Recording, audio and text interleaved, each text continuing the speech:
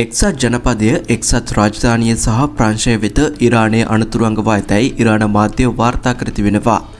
ඉරානය විසින් එල්ල කරන ප්‍රහාර හමුවේ ඊශ්‍රායලය ආරක්ෂා කිරීමට එම රටවල් තුන කටයුතු කරනු ලැබුවහොත් එම රටවල් තුනට අදාළ කලාපයේ පිහිටි නැව් සහ හමුදා කඳවුරු ඉලක්ක කර ප්‍රහාර දියත් කිරීමට කටයුතු කරන බවට ඉරානය අනතුරු අඟවා තිබෙනවා. මේ අතර ඉරානයේ සෑම ස්ථානයකටම සහ සෑම ඉලක්කයකටම තම ප්‍රහාර එල්ල කරන බව ඊශ්‍රායල අග්‍රාමාත්‍ය බෙන්ජමින් නෙතන්යාහු පවසා තිබෙනවා. ඊශ්‍රායලය විසින් මේ දක්වා සිදු කර ඇති ප්‍රහාර හමුවේ ඉරාන හමුදාපතිවරුන් 20 දෙනෙකු ජීවිතක්ෂයට පත්ව ඇති බව ඊශ්‍රායල් හමුදාව වාර්තා කර තිබෙනවා. මේ අතර අද පැවැත්වීමට තිබූ ඉරානයේ සහ ඇමරිකාව අතර න්‍යෂ්ටික සාකච්ඡා අවලංගු කර ඇති බවද වාර්තා වේ. මෙම සාකච්ඡාවල මැදිහත්කරුවෙකු වන්නේ ඕමානයේ විදේශ අමාත්‍ය බදර් අල් බුසයිඩ් එක් සටහනක් තවමින් පවසා ඇත්තේ ඉරිදා මස්කට්හි පැවැත්වීමට නියමිත ඉරාන එක්සත් ජනපද සාකච්ඡා දැන් සිදු නොවනු ඇති බවටයි.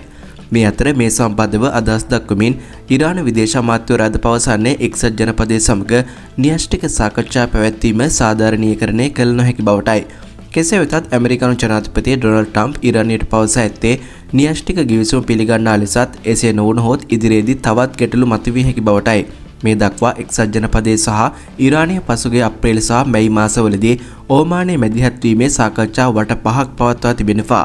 ඊශ්‍රායලය සහ ඉරානය අතර හටගත් ගැටුම්කාරී තත්ත්ව තුළ වසා දෙමණු මැද පෙරදිග ගුවන් කලාප කිහිපයක් යළි විවෘත කර තිබෙනවා. ඒ අනුව ජෝර්දානය සහ ලෙබනනයේ සිය ගුවන් කලාපය යළි විවෘත කිරීමට පියවර ගෙන තිබ බව විදේශ මාධ්‍ය වාර්තා කළා. කෙසේ වෙතත් නැවත දැනුම් දෙනතුරු ඊශ්‍රායලය සහ ඉරාන ගුවන් කලාප තවදුරටත් වසා දමා තිබෙනවා.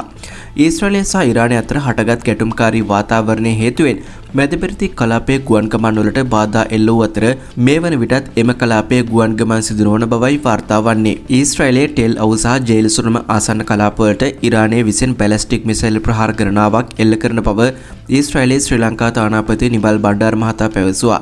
ඉරානය සහ ඊශ්‍රායලය අතර උස්සන්න වී තිබෙන යුද උණුසුම හේතුවෙන් ඊශ්‍රායලයේ නවතම තත්ත්වය පැහැදිලි කරමින් ඔහු මේ බව පැවසුවා.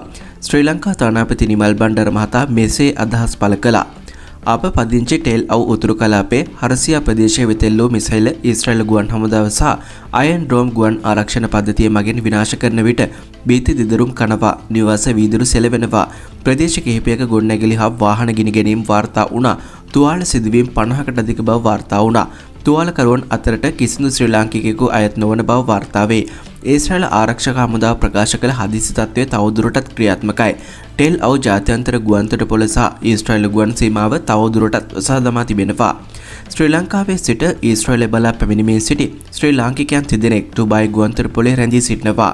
ඔවුන් වෙනුවෙන් ඩුබායි කොන්සල් ජෙනරල් කාර්යාලය හා අබු ඩාබි ගුවන්තොටුපොළේ රැඳුණු ශ්‍රී ලාංකිකයන් 5 දෙනෙකු පිළිබඳ කටයුතු ඒ ශ්‍රී ලංකා තානාපති කාර්යාලය විසින් සම්බන්ධීකරණය සිදු කරනවා. ඔවුන්ට තාවකාලිකව රැඳී සිටීමේ වීසා හා නවාතැන් පහසුකම් ලැබී තිබෙනවා. දැන් ශ්‍රී ලංකාවේ නිවාඩු ගොස් සිටින සියලු දෙනා තම ගුවන් ගමන් බලපත්‍රයේ පිටපතක් හා නැවත ඊශ්‍රායලට ඇතුළත් වීම සඳහා නිකුත් කර ඇති වීසා බලපත්‍රයේ පිටපතක් තානාපති කාර්යාලයට එවන මෙන් දැනුම් දෙනවා. එමගින් ඔවුන්ගේ රී එන්ට්‍රි වීසා කාලය දික් කර ගැනීමට උපකාර කළ හැකියි. තානාපති කාර්යාල නිලධාරීන් පවතින තත්ත්වය පිළිබඳව විමසෙල්ලෙන් සිටින අතර පවතින තත්ත්වය මත උපකාර අවශ්‍ය පිරිසට තානාපති කාර්යාල නිලධාරීන් ඇමතිය හැකි බව ඔහු මෙසේ අදහස් පළ කර සිටියා.